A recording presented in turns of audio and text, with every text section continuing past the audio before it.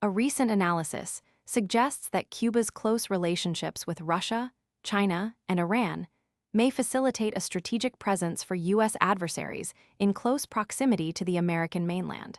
Despite the intensification of Cuba's economic crisis, the report contends that these difficulties do not necessarily diminish the potential risks posed to U.S. national security. Historically, U.S. policy toward Cuba has often emphasized human rights issues, migration, and economic factors, potentially underestimating the broader security implications arising from Havana's active engagement with states considered adversarial by Washington. The analysis highlights that these international partnerships have created opportunities for intelligence collection, military and cyber cooperation, and avenues for foreign political influence within the region. Melissa Ford Maldonado, director of the Western Hemisphere Initiative at the America First Policy Institute, emphasized Cuba's longstanding activities in opposition to U.S. interests and its consistent support for adversarial states. Specific attention is given to China's suspected establishment of intelligence-gathering facilities on the island. A recent study by the Center for Strategic and International Studies identified ongoing activity at several Cuban sites with potential links to Chinese intelligence operations.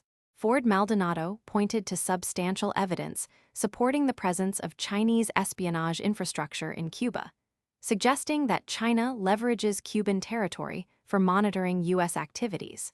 Cuba's enduring relationship with Russia is described as increasingly robust, with evidence of deepening diplomatic and military collaboration. Reports have emerged of Cuban nationals participating alongside Russian forces, particularly in the context of the conflict in Ukraine. Estimates of the number of Cubans involved vary, with both U.S. and Ukrainian officials expressing concern over Russian recruitment efforts. While Cuban authorities have denied the deployment of troops and maintained that they have prosecuted cases of mercenary activity, diplomatic relations between Ukraine and Cuba have nonetheless deteriorated. The available documentation of Iranian activities in Cuba is more limited.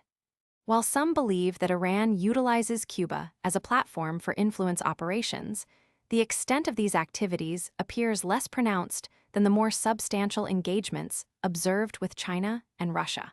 Nevertheless, U.S. policy has consistently included Iran among the states aligned with Cuba in assessments of potential threats to national security.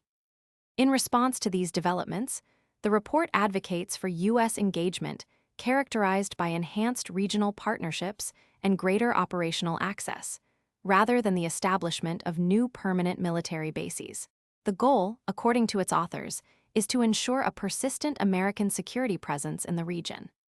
These security concerns arise in the midst of an acute humanitarian crisis in Cuba, characterized by widespread power outages, severe shortages of food and medicine, a failing infrastructure, and deteriorating living conditions. Multiple sources, including Human Rights Watch, have attributed the crisis to structural inefficiencies in Cuba's state-controlled economy, compounded by long-standing U.S. trade restrictions, the collapse of the tourism sector during the COVID-19 pandemic, stringent sanctions, and recent limitations on energy supplies. Critics of the current U.S. approach have argued that increasing economic pressure may further exacerbate humanitarian challenges, potentially escalating instability and migration in the region.